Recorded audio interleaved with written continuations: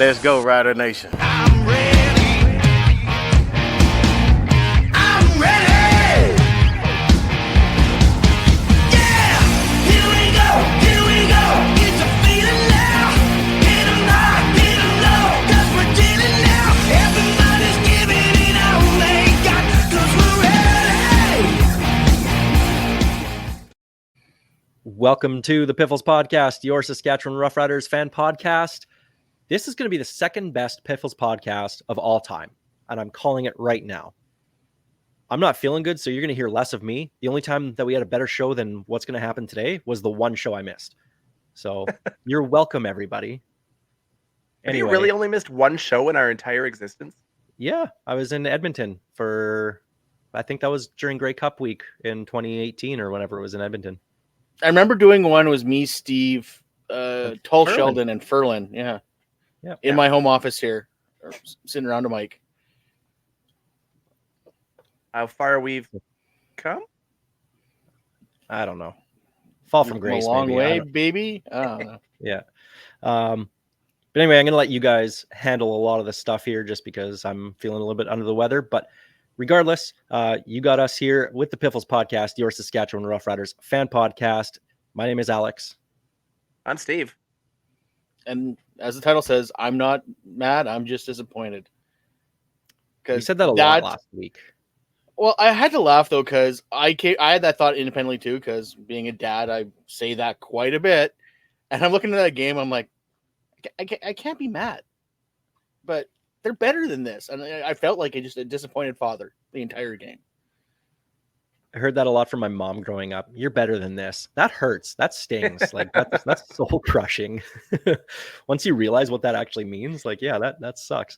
So we will talk about the Riders game last week. But before then, give us a follow on X. We're at Piffles Pod. You can give me a follow at RealAlexD. And you'll find me at Safamod. And as always, I do not need nor want your follows at Greg on Sports. Pity follows, especially. Pity follows, yes. Thanks for listening on your favorite podcast platform, watching on YouTube or SaskTel Max TV on demand. We appreciate it. Piffles Podcast is brought to you by our great friends at Dairy Queen on Elphinstone Street and Sask Drive in Regina. They're going to be busy this week with the Queen City X. Mm-hmm. So and 35-degree weather. Get there early and often because they're going to be hopping. Well, we won't dwell on it, but we have to talk about it. The Riders lost to Montreal. Let's get to the opening kickoff.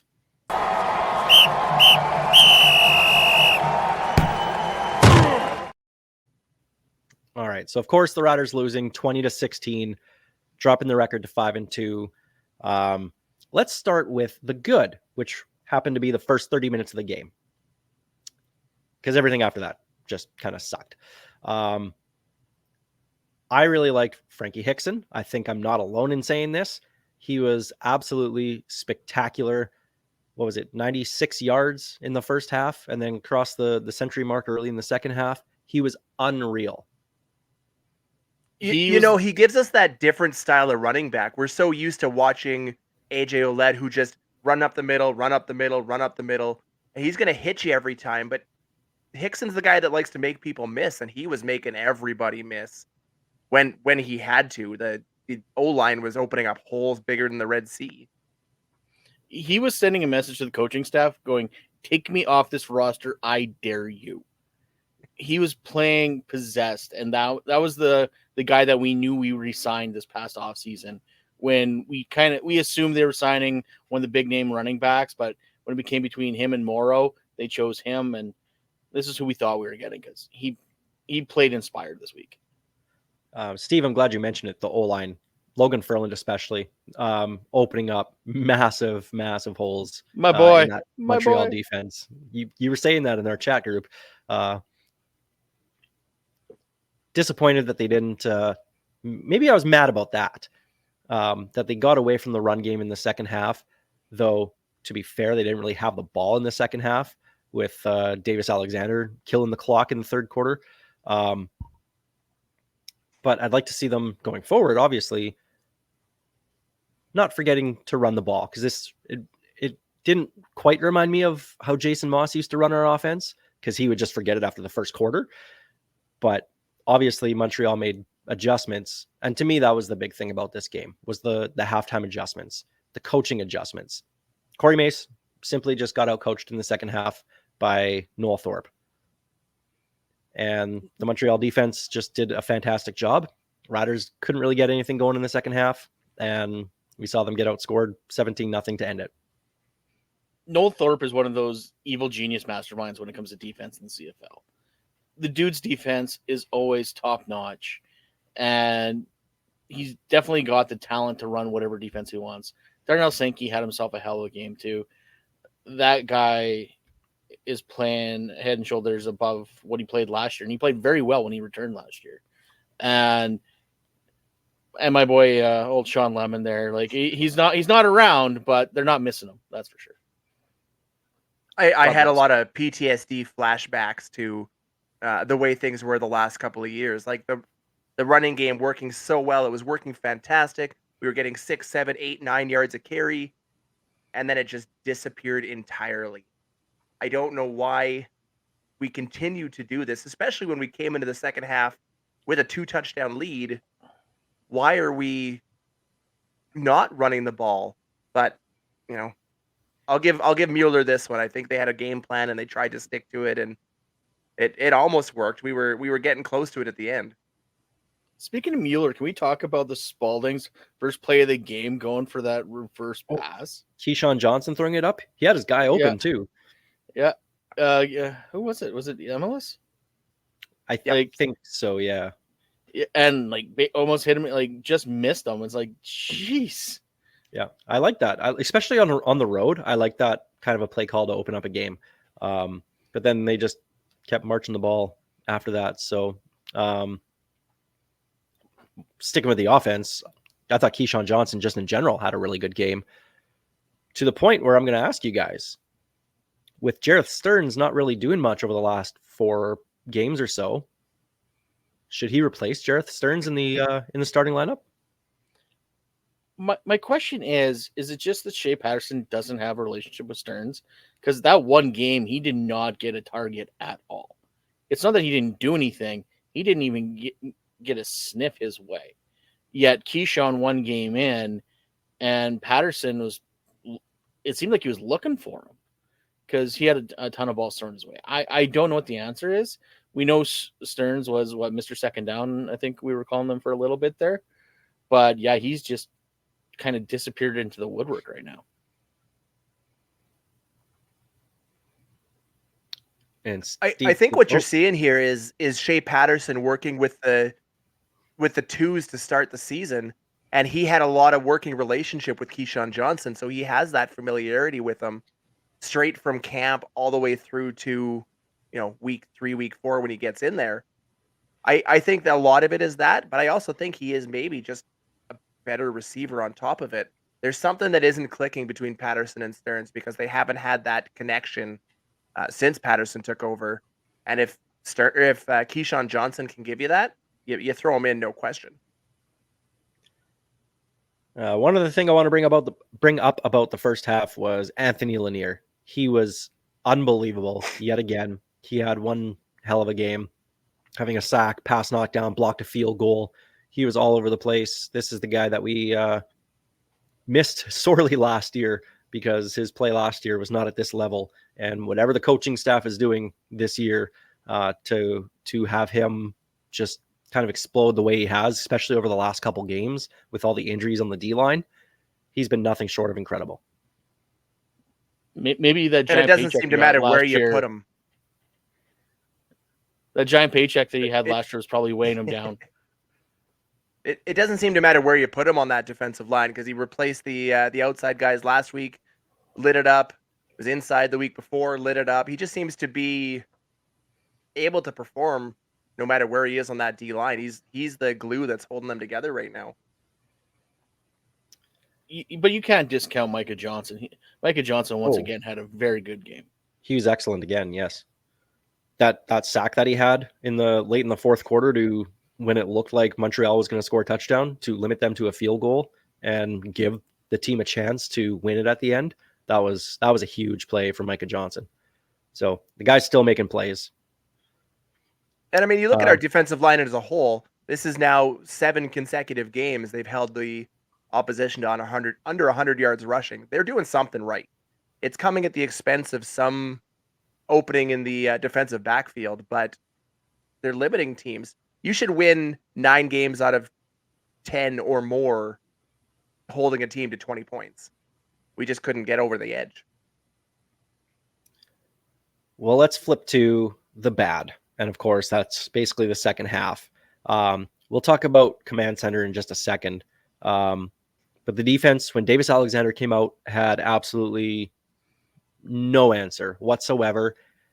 It reminded me so much of the mid-2000s where the BC Lions would trot out a third stringer every single year, and he would come in and just absolutely lay the wood to the Riders. Travis Lulay, Spergon Wynn, Buck Pierce at the time too. I think Casey Printer's got his start against the Riders too. I might be wrong on that one, but I know the other 3 did. And they just, Corey Mace had no answer for this. I know you don't have the film on the guy and you're not really spending a lot of time watching film on a third string quarterback who really doesn't have a lot of pro tape. But I thought the Riders made it really easy on him. They didn't change up their defense at all. There was no real meaningful blitzes to try and throw him off. It was the same zone defense that they were running the first half. And that was good coaching by Jason Moss to say, hey, this is what they're doing. Go exploit it. And he sure did.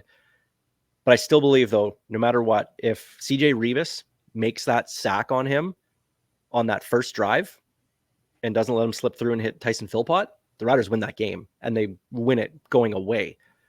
That one play changed the entire outcome of the game to me. Well, it gave him momentum to walk down the field and put it in the end zone. And you're right. There was a clear momentum shift at halftime. And if we could have quelled that with an early 2-and-out and getting the ball back and putting some points on the board, we're having an entirely different discussion about how this game went. And it's a much more positive discussion. Well, and to go back, Spergon Wynn did to us twice, once with BC and once with Toronto. Like there's a reason why I call that Spergon 1, because that's my phrase for that, because the Riders are notorious for dropping games to quarterbacks they shouldn't. I hate that guy so much. Just irrational hate too. Like there's nothing wrong with the guy. He didn't have a great career by any means. No, there's just that one game in 2004 costing us a home playoff game. I'll never forgive him for that, ever. But that said, like Alexander looked good coming out there. He was throwing confidently. He was doing everything that Evans wasn't. He was finding his receivers and just going. Like he looked poised to be there. Like if I'm Caleb Evans, I'm a little worried about my future right now, because if he can keep that up, and if Cody's out for an extended period of time, he might see himself slide down the depth chart. That said, though, overall for the league, it's good when quarterbacks like this can get their chance and shine.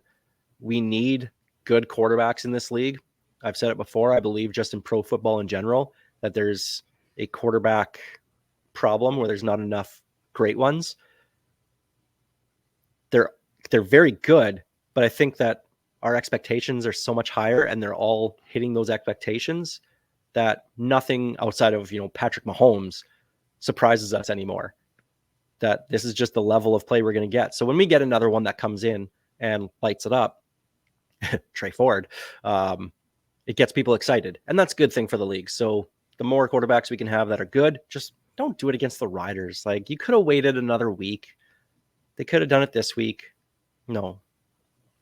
But it just took me back to the mid 2000s. I was like, is this team coached by Danny Barrett right now? Because that's what it looked like.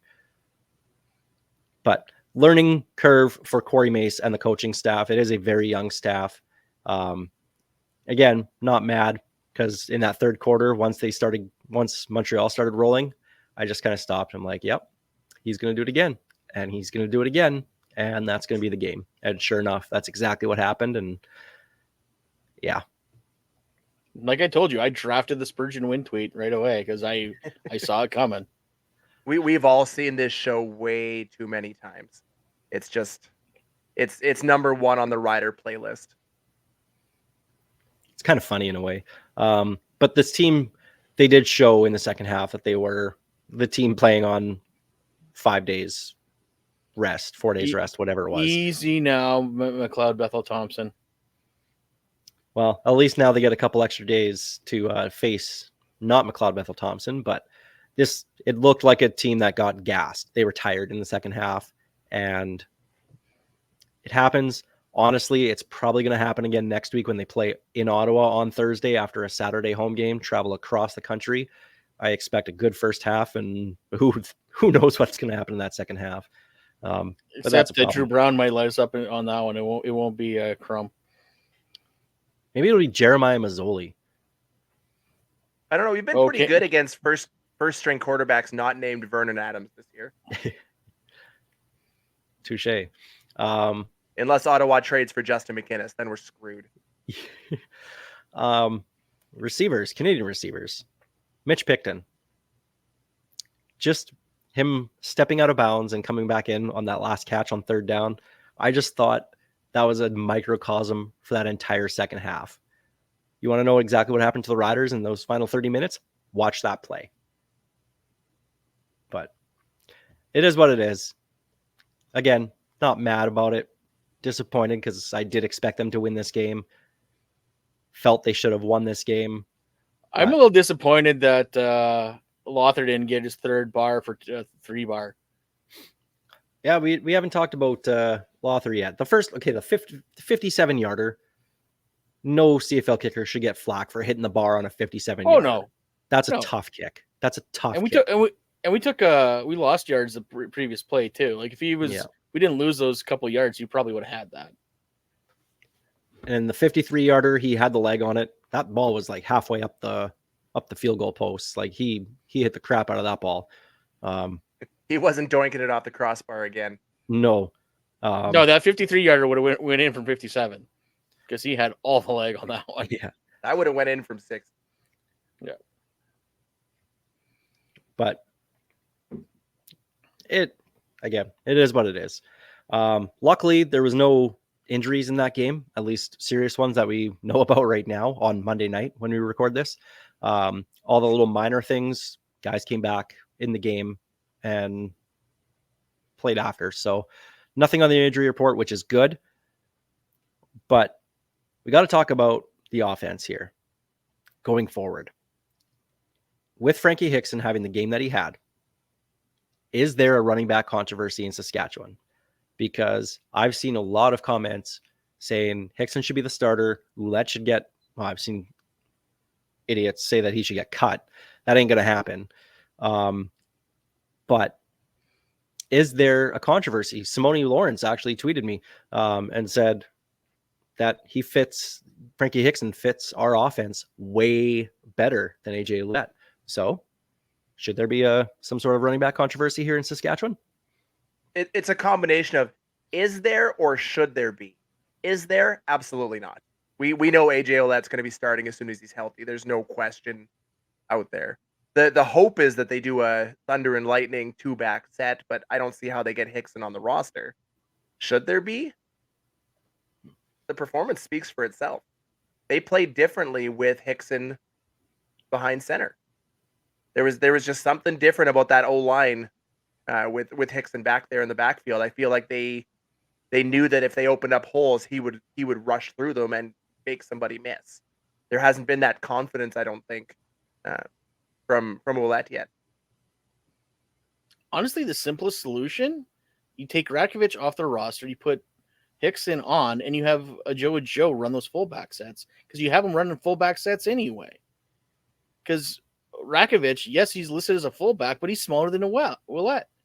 So, like, there's a simple solution here. They got to find a way to get them both on the roster. I don't care. It can be at the expense of when Keen Schaefer-Baker comes back, you can take off Keyshawn Johnson. I'd rather not, but that can be the move. Or Jareth Stearns, whoever, doesn't matter to me. And you put Frankie Hickson on and you can run different types of sets with him.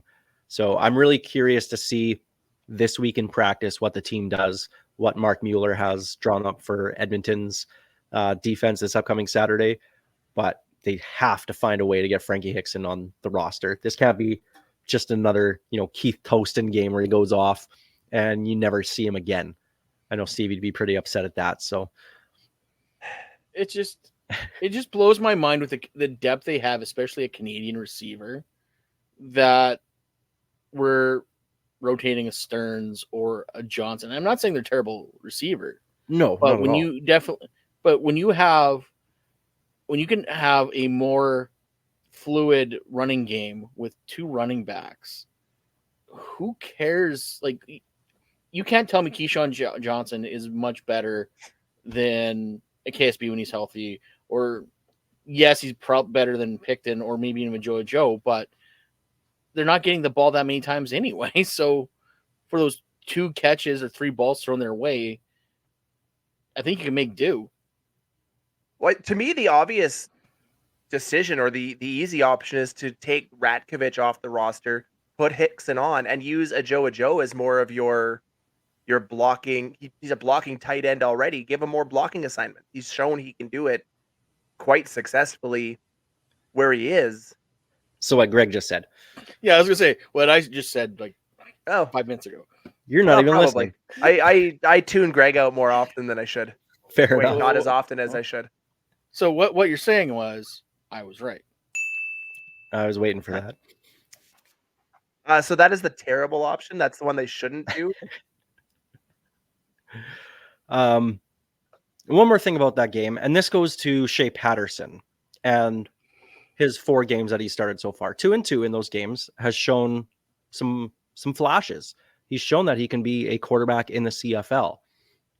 Is he a franchise guy? We don't really know yet, but I think he's shown the steps that he can probably take it and get to that for somebody somewhere.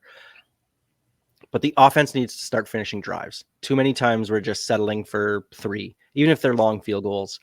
We're not scoring enough touchdowns without Trevor Harris right now, which kind of leads me to another question, which I was going to leave for later, but we can do it right now. If Trevor Harris is healthy enough for Edmonton this week, do you take him off the 6-game injured list and have him start? Not a question in my mind. 100%. I don't care about the cap savings. He gives us a better chance to win. I realize we're going up against Edmonton and Ottawa, and that should, you asked me 6 weeks ago, this is the cupcake part of our schedule, but, Ottawa hasn't looked. Ottawa's a good team. They've looked solid. Drew Brown is good, and Trey Ford is giving Edmonton hope. We've seen what happens when backups end up playing against Saskatchewan. I think you have to. If he is ready to go, you bring him off, cap savings be damned. Unless you're saving those cap savings for a surprise Nathan Rourke signing, you got to do it. I truly believe that the cap savings. I flip-flopped after the game in Montreal. If we would have won in Montreal, I'd say no. There's no way in hell you take him off. But now I don't know. Like I would rather go 4-2, 3-3 than possibly 2-4 the way things are lining up right now in this 6-game stretch. I don't know. But I also want to make sure he's 100% healthy. I don't want those situations where, yeah, we bring him back, but he's like 80%. Well, no, I want him at like 95 or better before I even think about that. You only bring him back if he's 100% or as close to it as humanly possible. If he's not ready to go, you bench him or you keep him on the 6th game. And if he's not ready to go this week, I don't care how this week goes, you don't bring him off on game 6. At that point, it makes no sense. You're now throwing away $80,000-$90,000 for one game. But if it's a couple of games and a couple of arguably difficult games, we need to keep our win record at home. We need to beat Edmonton. We cannot give them any hope. And Ottawa's a tough battle. I don't think there's a question you bring them off. Well, we'll see what the Riders do this week in practice. They hit the field on Tuesday, and I guess we'll see what happens. One more thing here in the opening kickoff. Just want to send a thank you to Petra Mace, wife of Corey Mace. Did an interview with me last week, talking football, family, and fitness. She placed 5th in the world at the Arnold's in bodybuilding I won't say back in the day, like she's old or anything, but like, years ago, which was totally cool to learn about her. Like, holy cow, 5th in the world. Like, are you kidding me? That's incredible. So check out that interview. It's on wherever you get your podcasts or watch it on YouTube. And Petra, along with Sabine, the in-game co-host, are putting on a strength and fitness event and yoga event at Mosaic Stadium on the 10th of August, Saturday the 10th. I think it's like $23, I think, for tickets, $25, 25 in tax. Yeah. But proceeds go to the Saskatchewan Roughriders Foundation. So should be a pretty good event. And just another way for the Mace family just to, just kind of ingrain themselves in this community. Exactly. I love it when we finish each other's sandwiches. Yes. So check out that interview. Even I knew that one was coming. Yes. So check out that interview if you get a chance. Share some good stuff about Corey, about what a game day is like for the Mace family. And it's really nice to chat with her. So check that out. But that's going to do it here for the opening kickoff presented by Kathy Festian of Royal LePage Regina Realty. It's time for our Churchill Brewing Company Odds and End Zones. And joining in on the Churchill Brewing Company Odds and End Zones, you saw them plastered all over your TV and social media over the last few weeks. It's not very often we bring on somebody that has a blue shirt with a W on it. So must mean it's a pretty good thing here. Chris Tymofichuk. Chris, you're chasing a Guinness World Record to become the fastest person to see a CFL game in all 9 cities, which of course you did this past weekend, doing it in 15 days in about an hour or so. But it became much more than that. Chris, the bucket guy, as we now know you, you were collecting donations across the country for CFL Fans Fight Cancer. Chris, first off, thanks for making a few time and a few minutes for us here. I appreciate it, Alex, and thanks for letting a Blue Bomber fan, now that Team Neutral is over, onto the show. Well, it's been a while since we had Troy Westwood on. Maybe we'll have to bring him back and share some old stories from back in the day. But I'll ask you numbers here in just a few minutes because I know that's what everybody wants to know. But I have to know, what set this whole thing in motion to chase the Guinness World Record?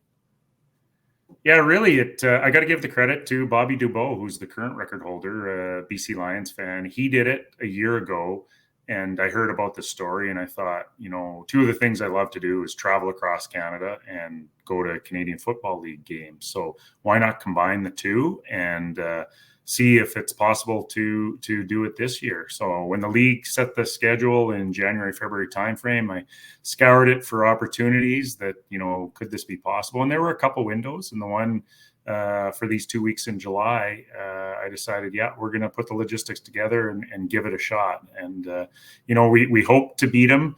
We knew we had a 90-minute window, and I think in the end, we ended up beating his record by 94 minutes. Wow, cutting it pretty close there. Were you nervous when that last game went into overtime? I have to say there were a few nervous moments throughout the journey, but as the game went towards a tie score, the phone started buzzing. People were feeling the pressure as much as I was. Again, there's nothing you can do about it. You just have to kind of ride it through, and in the end, it was all good. And there was hiccups through this whole thing. Explain a couple of them that made this a little bit more difficult than maybe it should have been. Yeah, things that you don't really plan for. I think lack of sleep really contributed to a few things. I dropped a rental car off in Toronto and was rushing to catch my flight to Calgary, only to realize I had the rental car keys in my pocket at security. So I had to rush back to the car rental, drop them off, rush back to security, made that flight. And then leaving Calgary on even less sleep, I have to carry a GPS with me so that Guinness can track the whereabouts. And I'd set it down on a chair in the terminal, and then they called our zone to get up on the flight and got on the plane, put my seatbelt on, and I do an inventory check to make sure I have everything. And of course, I didn't have the GPS. So panic number 2. So rushing off the plane through the oncoming passengers, the flight attendant asking where I'm going. I said, if the plane leaves, that's okay. I'll catch the next one. And fortunately, some angelic passenger found it and turned it into the right desk, and they had it waiting there. So I was able to catch that flight, and the record carried on. The biggest hiccup, though, was probably on the way to Montreal when the car decided to quit halfway. And I had told some of the Edmonton fans that, jokingly said, yeah, this is going to be the weekend that the car gives up the ghost probably. And we all laughed. And sure enough, it did. So little planes, trains, and automobiles, we had to get a taxi. And actually, it was Crazy Andy was my taxi driver from Hawkesbury. And he drove, I won't say how fast because it might get him in trouble, but he got me to the next French town that had a car rental agency, managed to rent a car, got into Montreal. And of course, Montreal traffic is bad all time. Summer is even worse. And the highway was closed due to an accident. So it was, dead. The traffic was dead. And there was a moment I thought, this record attempt is done. I'm not going to make it. And then about an hour before kickoff, the car started moving. We got downtown, got it parked, jogged, I'd say relatively quickly to the gate. And luckily I had some good friends with a ticket on their phone, holding it up, waiting at the gate, flashed through, and we were in our seats with 16 minutes to go before kickoff. So it was meant to be, and fingers crossed things turned out. Well, what's a little CFL game or CFL season without some drama? Exactly. And entertainment. I mean, the games I saw in the entire season, these games have been so fantastic. Some of them you couldn't script. The Edmonton game against Ottawa, where Ottawa won with 8 seconds left. I mean, that was just incredible. It also ruined my home streak on this tour. I was 8-1 for the home teams to win. So I'd like to put it out there to all the CFL clubs. If you need my presence at your game to win, feel free to get in touch with me. What are you doing on Saturday afternoon? We could use you in Saskatchewan. Hopefully sleeping. Give me a chance to catch up on some sleep, and then I'm good to go again. The riders, hey, you guys got something legitimate, right? You battled through some injuries. I don't think you need any good luck magic charms. You got a really good team there. Well, now that this whole thing is over, you're just starting to decompress now. As you start to look back at the travel and everything, donations aside, how does it feel to know that you're going to get a Guinness World Record? It's still a little surreal. I mean, it's unofficial, right? I've got to submit all of the evidence, which includes the video evidence, the media, things like this, the eyewitness statements collected at every game. And, for whatever reason, they could disqualify it. But I think we're okay. So within 12 or 13 weeks, we should receive notice that, okay, we hold it. And we may hold it for a day, a week, a month. It's going to get beaten by somebody else in the future, and that's okay. But at that point, it'll be cause for celebration to say, hey, this is kind of unique. At that time, there will only be 2 people in the entire planet that ever have held that record. So that's kind of a cool thing. And this became so much more. Of course, you raising funds for CFL Fans Fight Cancer, an event every year at Grey Cup that we've seen really explode, especially over the last couple of years. The funds raised, of course, get donated to cancer clinic or cancer research in whatever home market has the Grey Cup that year. When did this world record chase become less about setting a record and shifting over to having fun, raising funds, and doing an amazing thing to fight cancer? It's a good question, Alex. I go back to the first game in Winnipeg, walking to Princess Auto Stadium with the bucket, not really knowing what to expect. And people sort of pointing, saying, hey, I saw you on the news. Here's my donation. And you just don't expect that. And as you go through, more and more people either coming up, telling their stories about why they want to do it, their battles with cancer within the family. And, every game after that grew as far as the donations and people getting involved up until the final game for me in Toronto. There were several moments that really stick with me. In BC, one lady came up and she said, I'm going for surgery on Friday. Here's my donation. Thanks for doing this. And it kind of resets what really matters, what's important. And I think that was the second game. At that point, I thought, this is bigger than the record. This is what we're going to focus on. This is what's going to be important. And I'm glad people followed along the record. I'm glad TSN and the media got on board with it. I think people had fun with it. but it really is the legacy of the fundraising we hope that carries on well beyond, any record date. CFL Fans Fight Cancer, like I said, exploded the last couple of years. Calgary had the record. I think it was $15,000 or so. Saskatchewan, we beat it. We had got up to about $25,000 last year. Hamilton blew us out of the water, over $40,000. This year, BC, the goal is $40,000. We're more than halfway to passing that already. It's only week 9 of the season. Fans across the country clearly getting on board. More people noticing the events going on leading up to the big event of CFL Fans Fight Cancer. But you were able to get some teams kind of directly involved and get them on board a little bit by just creating more awareness. And that's something that we really haven't seen a lot of yet over the last couple of years, is getting the league and the teams on board. What did they do to get more awareness to you doing the whole trip and raising money? Yeah, and one of the things I wanted this to be was to be organic. I didn't reach out to the league. I didn't reach out to any of the teams. I let them discover it and come back to me with what they wanted to do. And some of the teams were fantastic. They had, on-field video board interviews or pictures or the stories, and they put up the fundraising site. Some of them put it on their websites. And I think you're right. This journey really gave exposure and awareness to CFL Fans Fighting Cancer. I think there were a lot of football fans around the country that hadn't really heard of the organization before.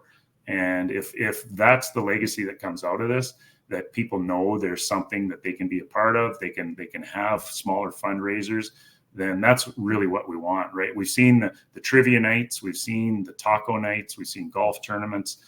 I hope that just expands right across the country more and more. And, if we can collectively put all of that together, I think, $40,000, $50,000 a year will become the standard, not the record breaker.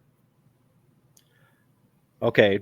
Drum roll. I don't have a drum in front of me. I'm sorry. I'm very unprepared for this.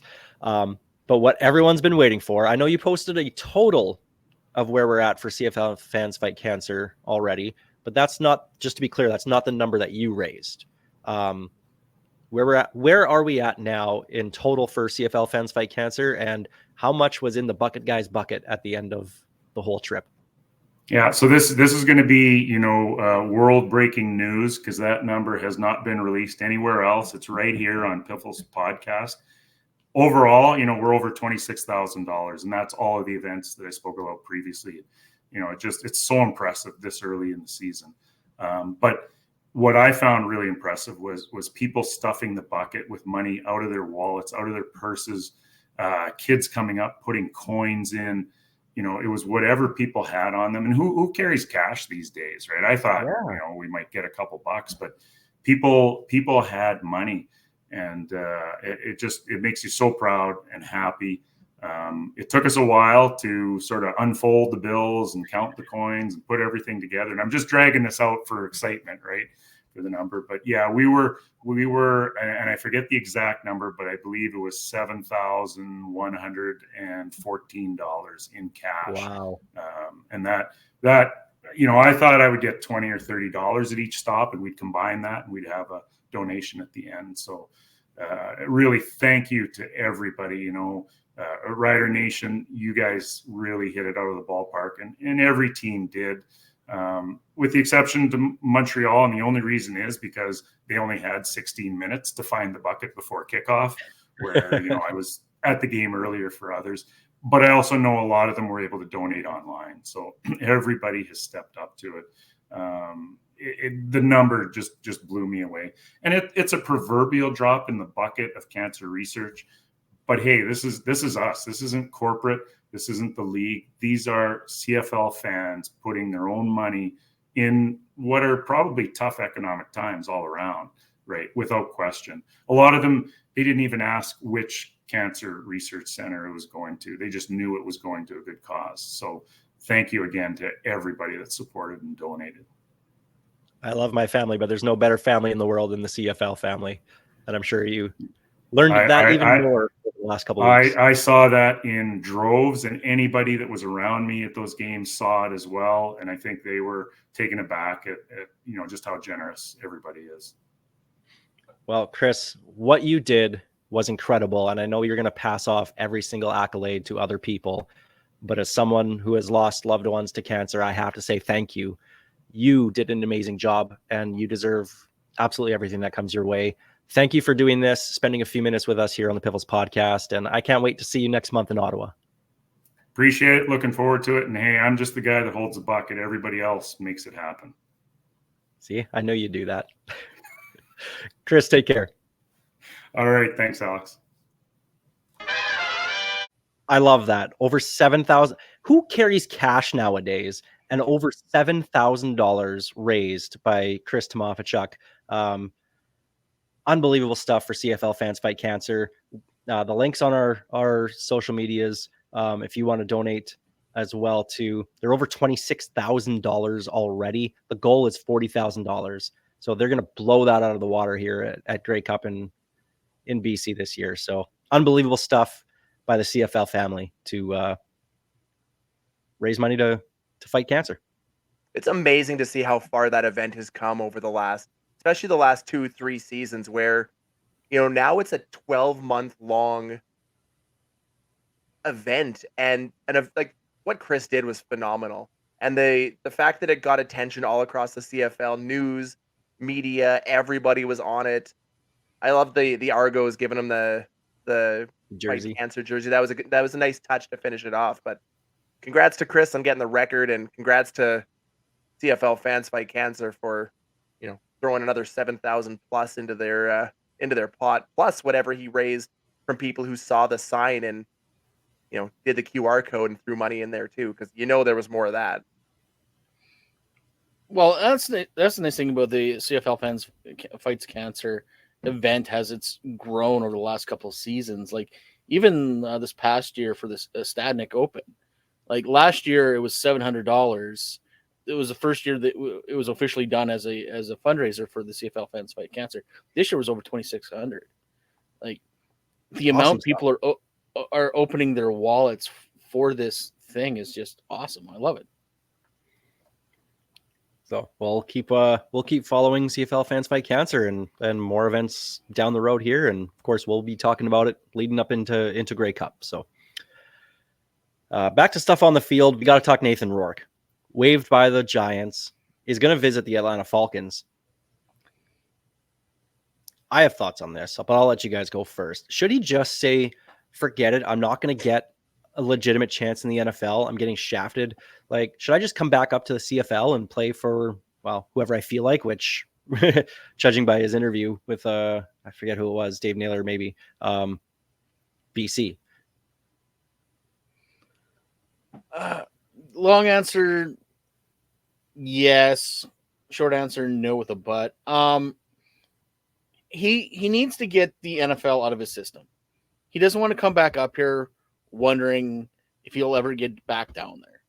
Like, he doesn't want to be Doug Flutie past his prime, like struggling to make the San Diego Chargers. That's not what he wants to do. But if he came up here, every team will trip over themselves to try to get them on their roster. And it doesn't matter who their quarterback is right now. I think if he's already looking at Atlanta as his next option, he's never going to see second string in Atlanta with Kirk Cousins and Michael Penix Jr. there. They're and locked Taylor up at Heineke. 1-2 forever. Yeah. And Heineke's going to have that. He's your veteran with the clipboard. They're not going anywhere. This might just be the worst potential stop outside of maybe Pittsburgh with their two-headed running back quarterback monster. Like, he's got to do it. You can tell the NFL is his dream. He wants to get there. But if he couldn't make the Giants training camp roster, like behind Daniel Jones, they have Drew Lock, who, Alex, you could tell us. Love Drew Lock. Stories about Drew Lock, I'm sure.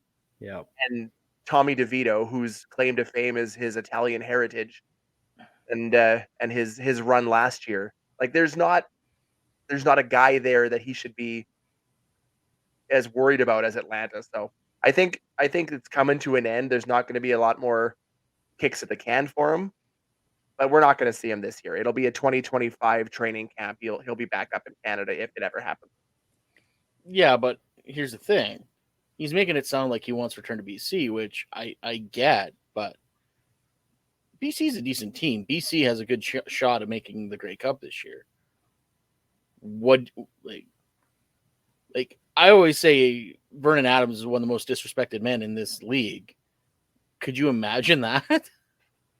Oh yeah, But if he's willing to come up, if Rourke signs in BC in the offseason, Vernon Adams is getting traded, regardless of whether he wins the Grey Cup or not. He's gone. he could win the Grey Cup, MOP, Grey Cup MVP, everything to go along with it. But if you're willing to get Nobody does that. Nobody trades away their Grey Cup winning quarterback. Their Yeah, MOP why would you do the year why would you do after. that? Yeah. like he's 5 years younger, he's Canadian, he's more talented, arguably. I agree with you. Vernon Adams has gotten, at this point in his career, the shaft more often than not. But what kind of value would, if he, let's say Rourke signs in 2 weeks, not going to happen, but for fun, what kind of trade value does a guy potentially throwing for over 6,000 yards get you on the trade market? Like there's a CFL, lot nothing. there. Couple Canadian draft picks. Somebody's going to trade something pretty substantial for that. In the CFL, I've learned one thing about the CFL. The trades are very few and far between because if someone needs to trade somebody, all you do is wait them out. There is no rush They'll cut to him. trade anything because they got to cut them. At some point, it becomes too financially dire for them to hang on to them. They got to cut them. And then Right, that's when but you make your move. if you cut him, then you're competing with eight other teams to sign the guy. Not necessarily 8. There's maybe 3 teams that would be looking for Vernon Adams if he shook loose. But there'd be some trade offers in there, and I think it would be rather substantial, at least in terms of CFL trade value. Chris Jones would give up more for a 6'7" Canadian receiver that has no experience than Vernon Adams would get in the trade market. I'm telling you that right Yeah, now. probably. It's crazy to me. Here's the thing with Nathan Rourke. He isn't coming up to Canada this year in 2024. In fact, I think he'd be foolish to. He's 1 NFL year away from being on a practice roster, from getting a full NFL pension. I know the guy wants to play, and even if he doesn't come back to play until 2025, that's 3 years of him not having a game snap, basically. But you have to try it if you're Rourke. If for nothing else, just to get that pension. Set yourself up post-football career. And for that reason alone, I don't think he's coming to Canada this year. I don't know where he lands. I think next offseason is going to be really, really wild. Remember what was it, 2 years ago when like almost every single quarterback was a free agent? Yep. The domino effect of literally anybody signing Rourke that we would see from CFL quarterbacks would be just crazy to me. You look out west, BC probably wants him back, though you do have Vernon Adams. Calgary would take Nathan Rourke. Edmonton would take Nathan Rourke. The Riders would take Nathan Rourke. Winnipeg would be stupid not to take Nathan Rourke, especially with how Zach Collaros has been awful this year. Winnipeg has trouble though.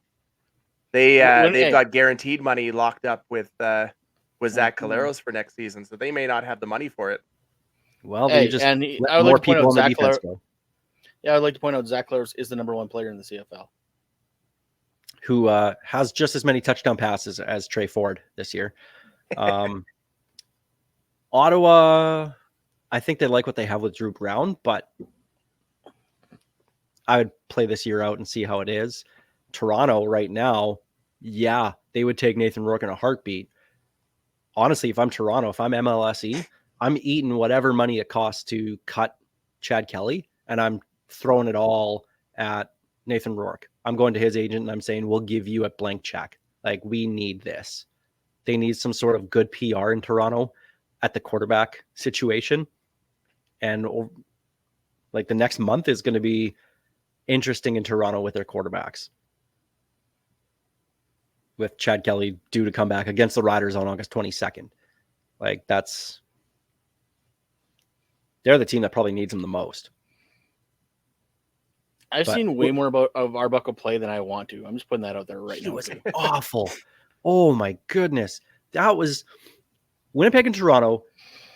I like chaos football. Winnipeg against Calgary a couple weeks ago, where it was sloppy play, but it was fun and It was exciting. chaotic. It was fun chaotic. chaos. It was excellent. This game, Winnipeg Toronto, was awful. 6-6 pathetic. going into the fourth, a pick six, and which should have been PI against Toronto instead of getting a pick six. Speaking of which, we didn't actually talk about Command Center. They like to They're pick bad. and choose. Like I don't understand the reasoning for even having the Command Center right now. Because if they're just going to literally just pick and choose whenever they jump in, why have coaches challenges? Like it makes no sense to me. They're reviewing things that they're not reviewing turnovers or potential turnovers, but yet they review something that's so clear and obvious, but doesn't make a big change on the game. Like it's so inconsistent. And I want to see some I want to know I want to know what's going on. I want to hear a microphone in there. I want to know what they're saying when they're calling a PI or not calling a PI, like against Toronto. I want to know why that isn't PI. They should have, who's it, Andy Fantu's sitting in there? He should be explaining exactly what they're seeing and why they're calling it. My thing about like the Montreal, the inconsistency of the Command Center was the Alford fumble, just nothing. It's like, okay, game on, let's keep on going. I'm like, whoa. Shouldn't this be automatically reviewed? It should have been. Yes. Like let's take some time on this. And no, it's go. And then Alexander fumbles it. They call it a incomplete pass. And the next thing you know, oh no, it was actually a fumble, but Montreal recovered it further up. So now they got a shot with 3rd and 1. It's like instead of kicking the field goal, I'm like, what? Like it wasn't a turnover. So why are they automatically reviewing that but not the fumble? Well, in fairness, I do know that they're allowed to review potential scores and potential turnovers. So they did review that Alexander play properly. That's how it's supposed to be done. The Alford play is a whole nother ball game. I've been watching a bit of the Olympics, and I think it was rugby sevens where they had the audio from the review booth down to the refs, and it was in stadium. You can actually hear as they're talking through it, and they're talking with the ref. I would love to hear that. We need to hear that. And they did it with, I think it was the XFL a few years back as well, where you got to actually look. All we get is that weird camera angle that you can't even see anything from the back of the room. Yeah, you're looking at the back of their heads. Yeah, like give us something. We want, and that stuff is entertaining to the passerby or fan too. They want to hear these things. We all want to hear it. It's something different. But to just have that, if you're going to have that weird camera angle, just get rid of it. There's no point in seeing a bunch of TVs off in the distance you can't make anything out of anyways. And all you get is the odd, shadow point towards a thing on the field. It's blurry and pointless. I don't like it. It is what it is. We've been dealing with inconsistencies in the Command Center and the reffing for how long's Bradbury been around? How long's the CFL been around? When you and I and Blake go to our games next month out east in Toronto, we should stop by CFL head office, if for no other reason, to ask what the hell and try and get some sort of answer. That's my goal that entire trip. I want to go have fun and see the CFL family out east and see the Riders beat the Argos.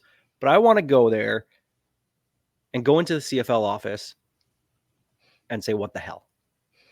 We're here to see Randy. Yeah. It's funny. Probably just show up, actually. Yeah, the last time I was in Toronto, I actually got to do a tour of CFL headquarters, and I got to see what was the Command Center room. And I would love to see it again now, because it doesn't look like it's the same spot as it was. God, that was 6, 7 years ago. I would love it. Hey, maybe I'll have my people talk to their people and see if we can't get in to take a look around. You have people? But yeah, Gmail. All right. Okay. CFL@gmail.ca. Yeah. Hey, don't give Um, anybody else that email. Then they'll have people too. Okay, well, let's talk about this Riders game coming up against the Edmonton Elks Saturday at 5:00. The real show, though, is at 3:00 in Confederation Oh, Park. here we go. That's Here we go. my personal hero, my guy, Joey Chestnut, doing The the uncrowned champion. mini donut eating contest at the QCX for, I think it's the third straight time that he's doing it. It's pretty awesome. So there's no party in the park, so he's actually doing the competition there. So you get it free to the Queen City X with your game ticket. But that's what I'm really looking forward to this upcoming Saturday is Joey Chestnut. You guys can talk football. I just want to go meet Joey Chestnut, shake his hand. I know you've Preferably, talked to him, like, but have you before. ever actually met him? No, just talk to him on the phone. You should I you have his need to number, meet him. don't you? I do You have his should number. Yes, you should try and arrange a little mini donut eating contest. That might should. be your like shining moment. I am a professional, celebrity eater. When the Regina Market had a cinnamon bun eating contest, I was one of those locals. You did the pie eating contest. I did the Steve. pie, got destroyed. I was enjoying it. It was Saskatoon berry pie. I was just eating it nicely. It was delicious. Not gonna waste pie. Hey, I won the Mooseman Saskatoon Berry Pie Eating Contest back in high school, so I had a shirt and everything. Well, I'm glad you had a shirt. That's great. Do you still have it? I do not, because it is like a men's small at this point. I'd be framing that. That'd be up on my wall. It was a white shirt with a bunch of purple splotches on it saying I won a Saskatoon Pie Eating Berry Contest. Sounds excellent. Okay, so for the Riders, they get a couple extra days of rest for this game, which is good because we saw what a short week does. They get gassed, especially when you're going to be running around chasing Trey Ford. Now, with Trey Ford, I like the pressure our D-line has put on quarterbacks lately. This is going to be something different. But Greg, I said to you before we even started doing the show, was there's only so many times you can run around as a quarterback and chuck a ball up in the air and hope and pray and it be complete. Trey Ford has done that a lot over the last couple of years. At some point, that has to come to an end, right? And like I told you, no, that's the entire NCAA 25 strategy. You just run around and chuck it up and hopefully use one of your receivers catches it. But it's going to be similar to the way teams used to play Michael Vick. You have a little bit of pressure, but you got to stay off because if not, he's just going to either torch you or you're just going to get gas chasing him. You kind of got to put him in almost like a mini zone defense at the line because you got to contain him. That's all you can do is contain him and just don't chase him. Because you chase him, you're done. I think if you're Corey Mace's defense, you have to disguise your blitzes, bring a whole bunch of guys up to the line and confuse them. Only send 3-4 guys. That's fine. Bring up 8 to the line so he doesn't know who's actually coming. If you can confuse him and make him, throw the ball relatively quick and force things, that'll be the success. Corey Mason's defense actually did a good job against, against Toronto or with Toronto last year against Trey Ford. I think they beat him, 35-12 or something like that. Like they contained Trey Ford. So I expect more of the same this week. And that's what I was about to say is Corey Mace has a history of containing Trey Ford, and it's already been suggested, rumored that he is starting. I have no concerns. What we saw from Trey Ford against Hamilton this past weekend was a guy coming in with a ton of energy, but in garbage time. It was 41-8. Like let's slow down. You can't tell me Hamilton was playing their real defense at that point in the fourth quarter. And you could see it. They were playing off. They were playing to just get through the game without getting hurt. That game was in the bag. There was no urgency from that defense whatsoever. So let's slow it down a little bit. I realize Edmonton needs something to cheer about, and he gave the fans something, which was fantastic. They needed that. They've earned that. But let's not make this more than it was. This was a guy coming in garbage time, and not just garbage time, down 36 points late in the fourth quarter. Like, let's relax. But He is not the second coming of Doug Flutie, despite what Glenn Suter will tell you. But Glenn Steve, Suter also social says that media- Nathan Rourke is a Pro Bowl quarterback. But Maybe I make was a roster told, first. but I was told on social media that the players were inspired by Trey Ford making the field again, and that is why they played better. I mean, that's a part of it. They were making plays for the guy. There's no question there that they were, actually catching the ball, or, that's about the only difference, because, the ball was actually hitting them in the hands as opposed to 5 yards in front of them like it was with MBT. I realize this is a story that needed to be told, and the fans needed that excitement, and TSN needed that excitement, because that was really of a football game from one side of the field. But Corey Mace has shown that he can handle anybody not named Vernon Adams. Davis Alexander. And Davis Alexander in the second half. I'm not too worried yet. They'll do what needs to be done, and I know Kevin Brown got nicked up in that game. If he's out this week, I don't even see much of a threat from Edmonton. And I'd argue the Vernon Adams thing is more Justin McInnes than Vernon Adams. Yep. Confuse him and make his arm beat you instead of his legs. If you can do that, you're going to be set up pretty nicely. And the Riders' defense has been incredible here at Mosaic Stadium this year so far. So, and Shea Patterson's looked different here at home as opposed to on the road as well. I mean, granted, that happens to pretty much every quarterback, but I'm not too terribly worried about this game. But there is still that it's a running quarterback. It's a backup quarterback. In the back of my mind, oh no, here we go again. Until this defense gives up 100 yards rushing in a game, I'm not going to get concerned about anybody behind center or in the halfback spot. They've shown that they can contain anybody. I mean, 7 games into the year, and they're averaging less than 50 yards rushing against. They're doing something right. They're making teams beat them with the arm. And if you do that to Trey Ford, I think you come out okay. All right. And one thing about the home games this year, the crowd has been bringing it. They haven't had to sell it yet, but the crowd has been loud and vocal. It's been nice. That crowd against Winnipeg, 30,000 people or 29,900 something. That was a good crowd. Even the game against Toronto, where it was 24,000. That was a loud 24,000. Like, the crowds at Mosaic Stadium have been excellent this year. And I'm looking at the ticket. Go ahead. Sorry, finish. Oh, I expect nothing less this one. I'm looking at the ticket map right now. I decided to take a quick look, and I'm not going to pull Matt Young and count every ticket, obviously, but lower bowl, there's it's looking pretty close to sold out.